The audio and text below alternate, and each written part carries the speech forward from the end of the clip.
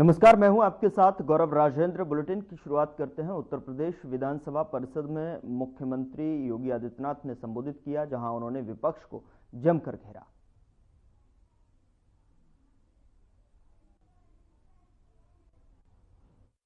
इस बात को जानते हैं कि आज के दिन पर किसी भी गरीब के लिए अपना उपचार कराना अब कठिन नहीं रहा है। प्रधानमंत्री आयुष्मान भारत की योजना, मुख्यमंत्री जन आरोग्य योजना की जो स्कीम है, अकेले उत्तर प्रदेश में हम लोग 10 करोड़ लोगों को प्रतिवर्ष 5 लाख रुपए की स्वास्थ्य बीमा का कवर। जितने भी हमारे सरकारी कर्मचारी हैं उन्हें पंडित दीनदयाल उपाध्याय कैशलेस स्वास्थ्य स्कीम के अंतर्गत निःशुल्क स्वास्थ्य की सुविधा उनके लिए भी उपलब्ध है। हर माननीय विधायक या विधान परिषद सदस्य को अपनी स्वयं की निधि से भी प्रतिवर्ष एक निश्चित राशि हर ऐसे पीड़ित व्यक्ति को जो इन योजनाओं से आच्छादित हैं उनमें देने का अधिकार है। और मुख्यमंत्री विवेकाधीन कोष से पिछले 8 वर्ष के अंदर जितनी धनराशि दी गई है, बिना भेदभाव के, न किसी की जाति देखी जाती है, न किसी का क्षेत्र, न किसी की भाषा, और न ही किसी के बारे में अगर वह जिलाधिकारी 3 दिन के अंदर अपनी रिपोर्ट भेजता है, वह राशि उस परिवार को तत्काल उपलब्ध करने। और मैं चाहूंगा एक बार समाजवादी पार्टी की सरकार के समय जिसके बारे में बराबर ये चर्चाएं होती थी कि केवल समाजवादी पार्टी से जुड़े हुए लोगों को ही पैसा मिलता था, शेष लोगों को नहीं मिलता था। और आपके समय में क्या होता था, यानी हर कार्य को समाजवादी नाम दे, बस सेवा भी पैसा सरकारी, लेकिन उसका नाम है समाजवादी बस सेवा। पेंशन पैसा सरकार का, लेकिन समाजवादी पेंशन की स्कीम। ऐसे ही विवेकाधीन कोष का पैसा जो समाजवादी हो गया था, लेकिन अब समाजवादी नहीं है। ये संवेदनशील तरीके से बिना भेदभाव के हर उत्तर प्रदेश वासी का उस पर अधिकार है, उसको यह बिना भेदभाव के प्राप्त हो रहा है। बहुत सारे मान्य समझ लिखते होंगे और एक पॉलिसी के अंतर्गत उन्हें उपलब्ध कराया जा रहा है। हाँ, जहां से रिक्वेस्ट आती है कि पैसा और आवश्यकता पड़ रही है, उन्हें अतिरिक्त धनराशि भी उपलब्ध करवाई जाती है। ऐसा नहीं है, क्योंकि कोई भी मानव क्षति वह परिवार की क्षति होती है, लेकिन साथ साथ समाज की और प्रदेश की क्षति भी है। हम इस भाव के साथ काम कर रहे हैं। जहां तक आपने इस बात को कहा, मेडिकल कॉलेजेस के बारे में आपने कहा, अब याद करिए, आजादी के पहले से लेकर के 2017 तक उत्तर प्रदेश में केवल 17 मेडिकल कॉलेज गवर्नमेंट क्षेत्र में बन पाए थे, और आज हर जिले में एक मेडिकल कॉलेज के निर्माण के कार्यक्रम को हम लोगों ने आपने कहा कि हम इसमें जो है प्रोफेसर नहीं है, मेडिकल कॉलेज बने हैं। बहुत सारी जगह हम लोगों ने वहां पे अच्छे चिकित्सा शिक्षक वहां पे तैनात किए हैं। बहुत सारी जगह जिलाधिकारियों को भी अधिकार दिए गए हैं कि अगर अच्छे चिकित्सक मिलते हैं, अच्छे डॉक्टर मिलते हैं, तो उनकी भी तैनाती जिलों में, डिस्ट्रिक्ट हॉस्पिटल में, पीएससी सीएससी में उनकी तैनाती करने की व्यवस्था की जाए। मेडिकल कॉलेज में अच्छी फैकल्टी हो, सुपर स्पेशलिटी के ब्लॉक बने, इस पर भी तेजी के साथ कार्य हो रहा है। इसके अलावा हर रविवार को हर पीएससी स्तर पर एक मुख्यमंत्री आरोग्य मेला भी लगता है, जिसमें केंद्र और राज्य सरकार की जितनी भी स्वास्थ्य संबंधी स्कीम है, इन स्कीम का लाभ प्रत्येक व्यक्ति को प्राप्त हो सके, यह कार्यक्रम भी युद्ध स्तर पर आगे बढ़ाने का काम चल रहा है। हर जिले में डायलिसिस की सुविधा, फ्री में सुविधा उपलब्ध करने की व्यवस्था की गई है। हर जिले में ब्लड बैंक हो, ब्लड प्लेटलेट्स की सुविधा वहां मिल सके, ब्लड एनालिसिस की सुविधा वहां प्राप्त हो सके, ये सभी सुविधाएं उपलब्ध करवाई गई हैं। मेडिकल कॉलेजेस के साथ पैरामेडिकल, और नर्सिंग की पढ़ाई भी हो सके, जिससे टेक्निकल स्टाफ भी उसके साथ मिल सके। ये सभी कार्यक्रम आगे बढ़ाए गए हैं। और एससीपीजीआई में जो आप आंकड़े दे रहे थे, मुझे लगता है कि वो तथ्यों से परे है। एससीपीजीआई में सभी पद लगभग भरे जा चुके हैं। जिनमें नहीं मिले होंगे, विभाग ऑलरेडी चल रहे हैं, फैकल्टी है, एक आध पद उसमें खाली हो सकते हो, लेकिन हमारी सरकार ने तो वहां पे 8 नए विभाग का भी गठन किया है। और जिसमें जो सुविधा पहले प्रदेश में नहीं थी, देश में भी बहुत कम स्थानों पर थी, वह सुविधा एससीपीजीआई जैसे संस्थान में प्राप्त हो रही है।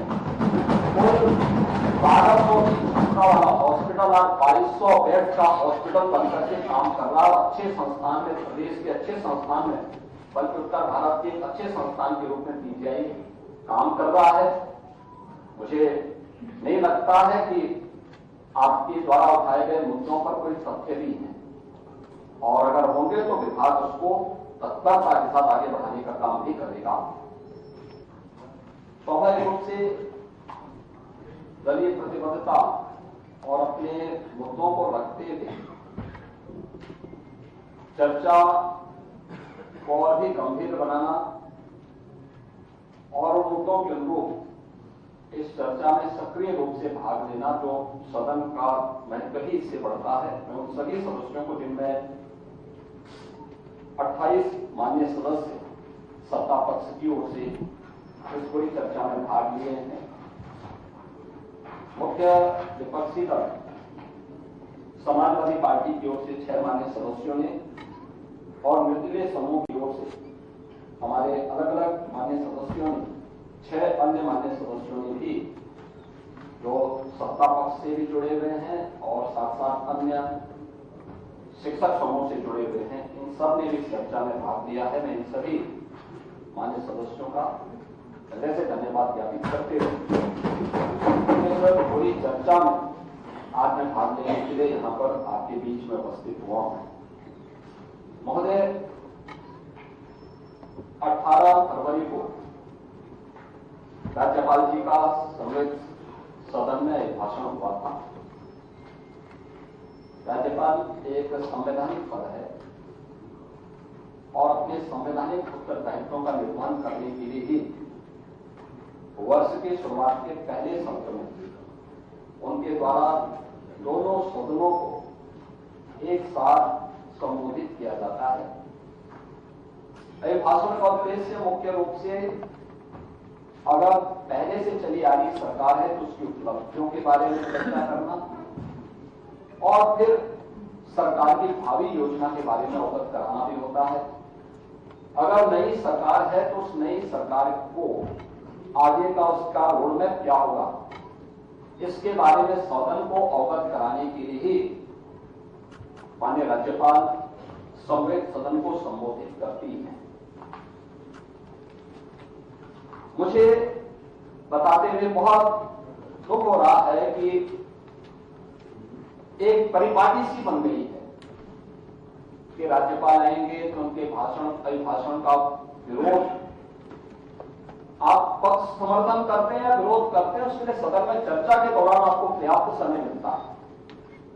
लेकिन एक संवैधानिक पद पर बैठे हुए महानुभावों का अभद्र तरीके से, अशिष्ट तरीके से हम उनके साथ दुर्व्यवहार करें और विरोध करें, मुझे लगता है लोकतांत्रिक मूल्यों के प्रति उन लोगों की अनास्था को व्यक्त करता है।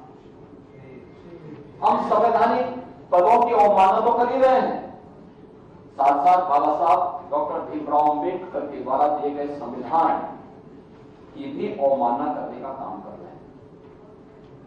क्योंकि ये जो भी कार्य हो रहा है संवैधानिक दायरे में रहकर के, संवैधानिक पक्षों को लेकर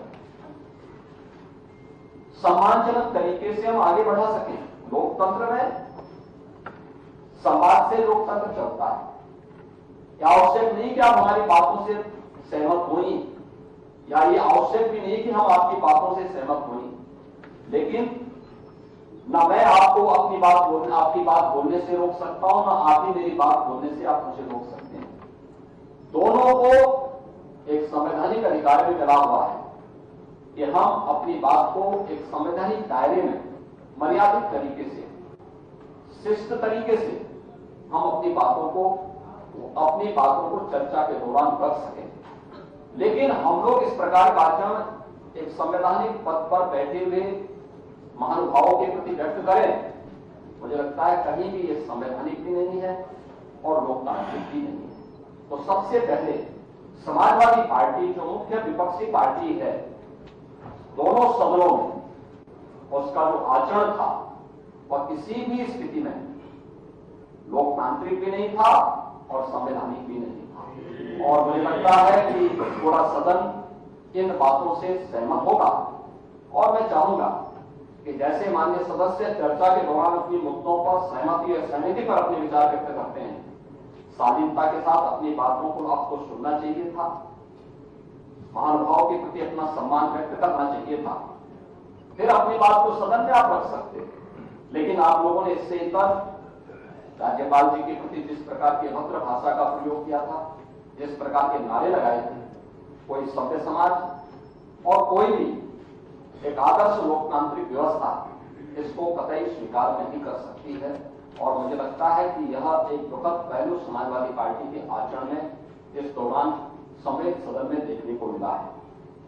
महोदय, सदन में बहुत सारी चीजें महामहिम राज्यपाल जी ने अपने अभिभाषण में कही थी और जिसमें मैं दोनों सदनों के भाषण को, खासतौर पर विपक्षी दलों के माननीय सदस्यों के भाषण को सुनता है। इसमें महामहिम राज्यपाल जी ने इस सदी के दो महत्वपूर्ण घटनाक्रमों का उल्लेख करते थे। इस सदी का जो सबसे बड़ा उत्सव प्रयागराज में आयोजित हो रहा है, महाकुंभ के आयोजन के बारे में चर्चा है। महाकुंभ का आयोजन हम सबके लिए गौरव की बात है। और आज जब मैं इस सदन में बोल रहा हूं, अब तक लगभग 64 करोड़ श्रद्धालु प्रयागराज आस्था के इस महास्नान में भागीदार बनकर आदरणीय प्रधानमंत्री जी के एक भारत श्रेष्ठ भारत के विजन को एक नई गति दे चुके हैं।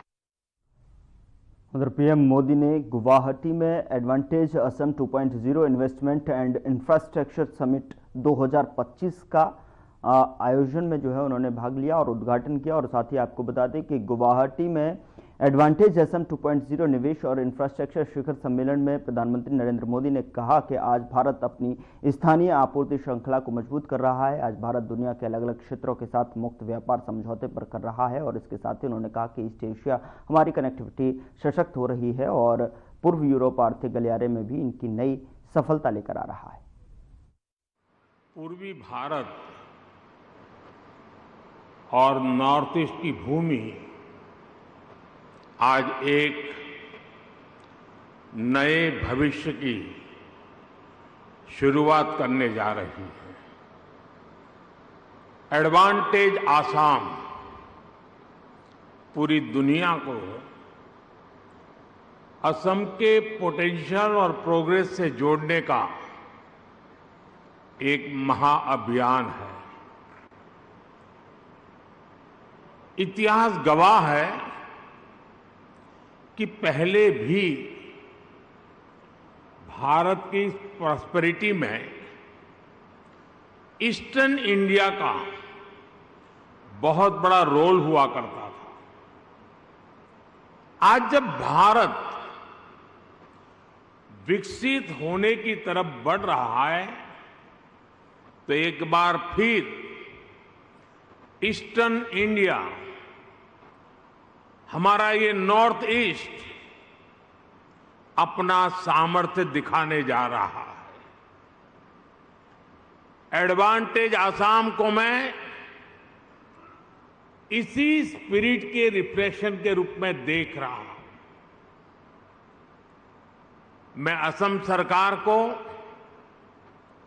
हेमंता जी की पूरी टीम को इस भव्य आयोजन के लिए बहुत बहुत बधाई देता हूं। मुझे याद है 2013 में मैं चुनाव अभियान के लिए आसाम का दौरा कर रहा था। तो एक सभा में ऐसे ही मेरे मन से एक शब्द निकला था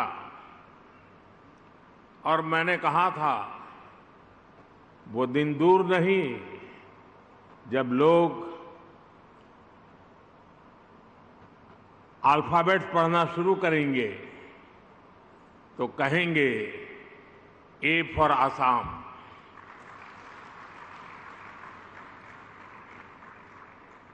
साथियों, आज हम सभी वैश्विक परिस्थितियों को बहुत बारीकी से देख रहे हैं, समझ रहे हैं। ये ग्लोबल अनसर्टिनिटी के बीच भी दुनिया के तमाम एक्सपर्ट्स उनके भीतर एक बात को लेकर सर्टेनिटी है और वो सर्टेनिटी है भारत के तेज ग्रोथ को लेकर। भारत पर इस भरोसे का बहुत ठोस कारण है। आज का भारत आने वाले 25 साल की इस 21वीं शताब्दी के लॉन्ग टर्म विजन को ध्यान में रखते हुए एक के बाद एक कदम उठा रहा है, व्यापक स्तर पर काम कर रहा है। आज दुनिया का भरोसा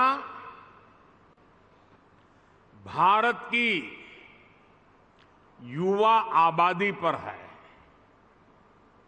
जो बहुत तेजी से स्किल्ड हो रही है, इनोवेट कर रही है। आज दुनिया का भरोसा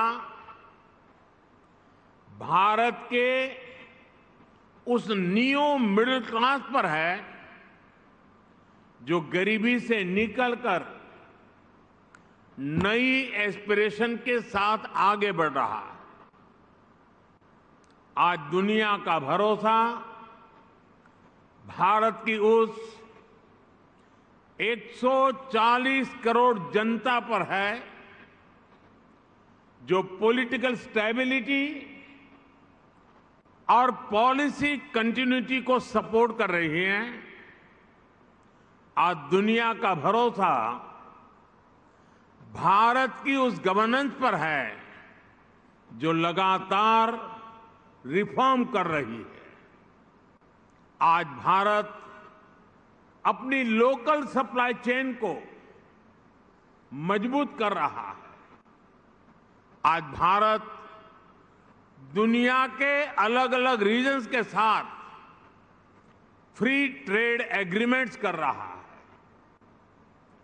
ईस्ट एशिया के साथ हमारी कनेक्टिविटी लगातार सशक्त हो रही है और नया बन रहा India middle east Europe economic corridor भी अनेक नई संभावनाएं लेकर आ रहा है। साथियों, भारत पर मजबूत होते ग्लोबल ट्रस्ट के बीच आज हम सभी यहां असम में जुटे हैं, मां कामाख्या की धरती पर जुटे हैं। भारत की ग्रोथ में असम का कंट्रीब्यूशन लगातार बढ़ता जा रहा है। 2018 में एडवांटेज असम समिट का पहला एडिशन आयोजित हुआ था। तब असम की इकोनॉमी 3.25 लाख करोड़ रुपए की थी। आज असम करीब 6 लाख करोड़ रुपए की इकोनॉमी वाला राज्य बन गया है। यानी भाजपा सरकार में सिर्फ 6 सालों में असम की इकोनॉमी की वैल्यू डबल हो गई है। ये डबल इंजन की सरकार का डबल इफेक्ट है। असम में हुए ढेर सारे इन्वेस्टमेंट ने, आप सभी ने असम को अनलिमिटेड पॉसिबिलिटीज का राज्य बना दिया है। असम सरकार यहां एजुकेशन, स्किल, अन्य कई प्रकार के डेवलपमेंट और साथ साथ बेहतर इन्वेस्टमेंट एनवायरनमेंट पर फोकस कर रही है। बीते सालों में भाजपा सरकार ने यहां कनेक्टिविटी से जुड़े इंफ्रास्ट्रक्चर पर बहुत काम किया है। मैं आपको एक उदाहरण देता हूं। साल 2014 से पहले ब्रह्मपुत्र नदी पर बस 3 पुल थे, यानी 70 सालों में सिर्फ 3 ब्रिज। लेकिन बीते 10 सालों में हमने 4 नए ब्रिज बनाए हैं। हमने इनमें से एक ब्रिज का नाम भारत रत्न भूपेन हजारिका जी के नाम पर रखा है। असम को 2009 से 2014 के बीच रेल बजट में औसतन 2100 करोड़ रुपए मिले थे। हमारी सरकार ने असम के रेलवे बजट को 4 गुना से ज्यादा बढ़ाकर 10,000 करोड़ रुपए तक पहुंचा दिया। असम के 60 से ज्यादा रेलवे स्टेशन को भी मॉडर्नाइज किया जा रहा है। आज गुवाहाटी से न्यू जलपाईगुड़ी के बीच नॉर्थ ईस्ट की पहली सेमी हाई स्पीड ट्रेन चल रही है। साथियों, असम की एयर कनेक्टिविटी का तेज गति से विस्तार हो रहा है। 2014 तक यहां सिर्फ 7 रूट्स पर फ्लाइट्स ऑपरेट होती थी। अब करीब करीब 30 रूट्स पर फ्लाइट्स चलने लगी है। इससे लोकल इकोनॉमी को भी बहुत बड़ा बूस्ट मिला है। यहां के युवाओं को रोजगार मिला है। साथियों, ये परिवर्तन सिर्फ इंफ्रास्ट्रक्चर तक सीमित नहीं है। लॉ एंड ऑर्डर में अभूतपूर्व सुधार हुआ है। बीते दशक में अनेक पीस अकॉर्ड्स किए गए हैं। बॉर्डर से जुड़े लॉन्ग पेंडिंग इश्यूज का समाधान किया गया है। आज असम का हर रीजन, हर नागरिक, हर युवा यहां के विकास के लिए दिन रात मेहनत कर रहा है।